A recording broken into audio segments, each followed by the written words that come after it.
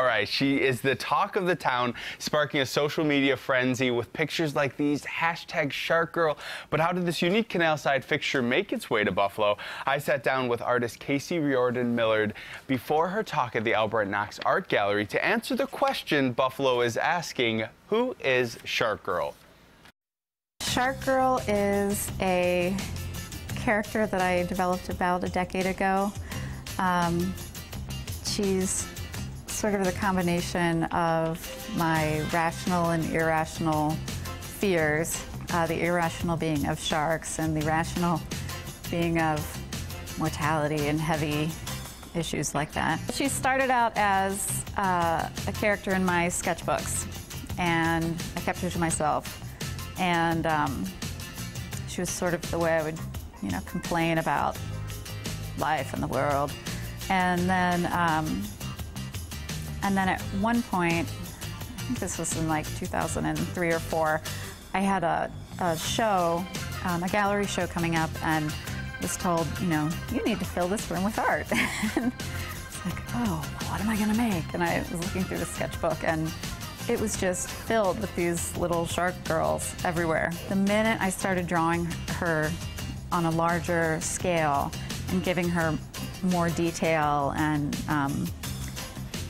volume versus just sort of the cartoon lines, I immediately knew she had to be a sculpture. And then I also knew that it had to be a sculpture that was life-size. After a series of successful SharkGirl sculptures, thanks to a grant from the Cincinnati Recreation Commission in 2013, SharkGirl, as Buffalonians know her, was created.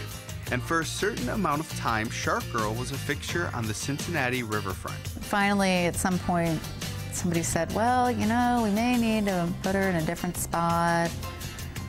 I don't, she's really yours. I guess we can keep her indefinitely, but we don't really have the funding to take care of her, so you have to take care of her. This is the part of the story where Aaron Ott, curator of public art at the Albert Knox, comes into the picture. Then Aaron Ott called and said, we'd like to buy SharkGirl and we will take care of her. And it's like, it was just like a load off. Like, she'll be in good hands and she'll have proper care, and